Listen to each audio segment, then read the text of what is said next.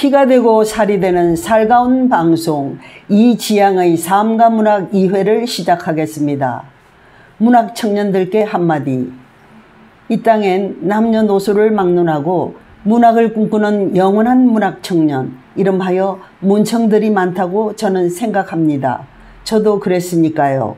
학창시절 적성검사를 하면 교사 또는 작가를 직업으로 갖겠다는 가상의 꿈으로 마음이 설레었지만 작가가 되는 길은 너무나 막연해서 꿈으로만 남겨두었어요. 대학 진학은 이화여대, 영문과나 국문과를 가고 싶었지만 집안 형편이 그렇지 못해 포기하고 직업 전선에 나서게 되었어요. 지금은 학자금 대출이 잘 되어 있어서 성적이 어느 정도 나오면 대학에 진학하는 일은 쉽잖아요. 그러나 우리 시대는 힘들었습니다. 직장에서 어떤 남성을 처음 본 순간 그만 뿅 갔어요. 지금의 아이들 아버지지요. 22에 결혼하고 아이가 한 명 생길 즈음 남편은 지방으로 출장을 자주 갔어요. 가사 일이 끝나고 아이를 재우고 나면 대본소에 가서 읽을 책을 빌려오지요. 주로 법정 스님의 글을 많이 읽었는데 대학 노트에 좋은 구절을 발췌 초록해놓고 심심하면 글을 읽었어요. 그리고 글을 써서 동서식품, 진주햄 소세지, 중앙일보, 문화방송 등에 투고를 하면 뽑혀서 냉장고 같은 것을 타서 살림에 보태었답니다. 아이들이 자기들의 둥지 찾아 떠난 나이에 대학 부설 문학부를 찾아다니며 4, 5년 문학 공부를 하였습니다. 주로 시중에 나와 있는 시집, 수필집, 소설 등을 읽었지요. 일단 꿈을 실현시키고픈 마음이 작동하니 자기의 관심사에 대하여 최대한의 노력을 하게 되고 음으로 양으로 지구가 움직여주고 수많은 좋은 사람들을 만나 도움을 받고 어느 결에 꿈의 전당에 입성하게 되는 자신을 발견하게 된답니다. 그러니 문학을 하고 싶다면 포기하지 말고 읽고 쓰고 명상하십시오. 실은 문학은 돈이 많이 들지 않습니다. 그러다 보면 글이 점점 좋아지고 몰입하게 됩니다. 그러니 문청들이여 끝까지 해볼지어다. 오늘의 청춘어람은 기형도님의 시 엄마 걱정과 위험한 가게입니다. 엄마 걱정 기형도. 열무 30단을 이고 시장에 간 우리 엄마 안 오시네. 해는 시든지 오래. 나는 찬밥처럼 방에 담겨 아무리 천천히 숙제를 해도 엄마 안 오시네. 배추잎 같은 발소리 타박타박 안 들리네. 어둡고 무서워. 금간 창 틈으로 고요히 빗소리. 빈방에 혼자 엎드려 훌쩍거리던 아주 먼 옛날 지금도 내 눈시울을 뜨겁게 하는 그 시절 내 유년의 윗목. 위험한 가게 1969 기형도 1. 그해 늦봄 아버지는 유리병 속에서 알약이 쏟아지듯 힘없이 쓰러지셨다. 여름 내내 그는 죽만 먹었다. 올해엔 김장을 조금 덜 해도 되겠구나. 어머니는 난풋불 아래에서 수건을 쓰시면서 말했다. 이젠 그 얘긴 그만하세요 어머니. 쌓아둔 이불에 등을 기댄 채 큰 누이가 소리 질렀다. 그런데 올해에는 무들마다 웬 바람이 이렇게 많이 들었을까. 나는 공책을 덮고 어머니를 바라보았다. 어머니 잠바 하나 사주세요. 스펀지마다 숭숭 구멍이 났어요. 그래도 올 겨울은 넘길 수 있을 게다. 봄이 오면 아버지도 나으실 거고 풍병에 좋다는 약은 다 써봤잖아요. 마늘을 까던 작은 누이가 눈을 비비며 중얼거렸지만 어머니는 잠자코 이마 위로 흘러내리는 수건을 가만히 고쳐 매셨다. 2. 아버지, 그건 우리 닭도 아닌데 왜 그렇게 정성껏 돌보세요. 나는 사료를 한 줌 집어던지면서 가지를 먹어 시퍼래진 입술로 투정을 부렸다. 농장의 목척을 훌쩍 뛰어넘으며 아버지는 말했다. 내게 모이를 주기 위해서야. 양계장 넘었던 노른자처럼 노랗게 곪은 다리, 아버지의 길게 늘어진 그림자를 이리저리 흔들 때마다 나는 아버지의 팔목에 매달려 휘휘 휘바람을 날렸다. 내일은 펌프가에 꽃 모종을 하자. 무슨 꽃을 보고 싶으냐? 꽃들은 금방 죽어요, 아버지. 너도 올 봄엔 벌써 10살이다. 어머니가 양품 가득 칼국수를 퍼담으시며 말했다. 알아요. 나도 이젠 병아리가 아니에요, 어머니. 그런데 웬 칼국수에 이렇게 많이 고춧가루를 치셨을까? 3. 방죽에서 나는 한참을 기다렸다. 가을밤의 어둠 속에서 큰 누이는 냉이꽃처럼 가늘게 휘청거리며 걸어왔다. 이번 달은 공장에서 야근 수당까지 받았어. 초록색 추리닝 윗도리를 하나 사고 싶은데 요새 친구들이 많이 입고 출근해. 나는 오징어가 먹고 싶어. 그건 오래 씹을 수 있고 맛도 좋으니까. 집으로 가는 길은 너무 멀었다. 누이의 도시락 가방 속에서 스푼이 자꾸만 음악 소리를 냈다.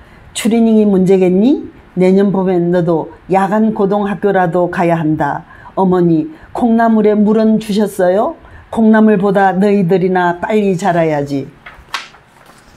엎드려서 공부하다 코를 풀면 언제나 검댕이가 묻어나왔다. 심지를 좀 잘라내.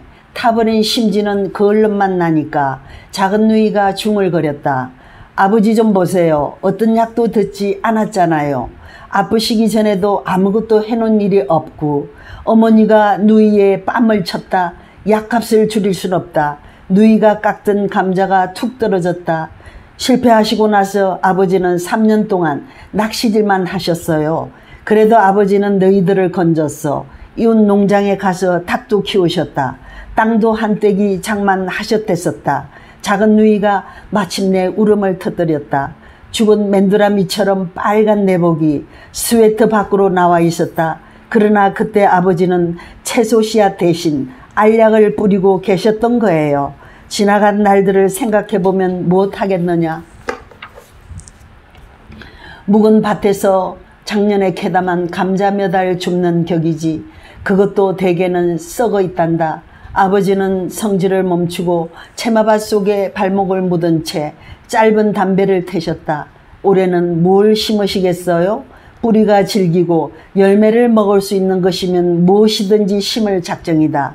하늘에는 벌써 티박 같은 별들이 떴다. 어머니가 그만 씻으시래요.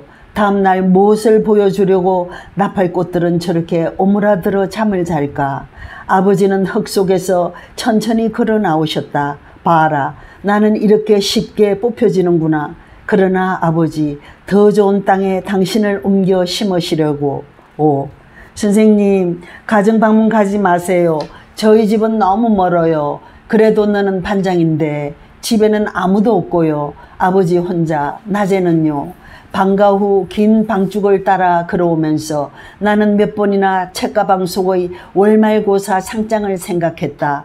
뚝방에는 페랭이 꽃이 무수히 피어 있었다. 모두 다 꽃이들을 갖고 있다니 작은 씨앗들이 이렇게 큰 꽃이 될까. 나는 풀밭에 꽂혀서 잠을 잤다. 그날 밤 늦게 작은 누이가 돌아왔다.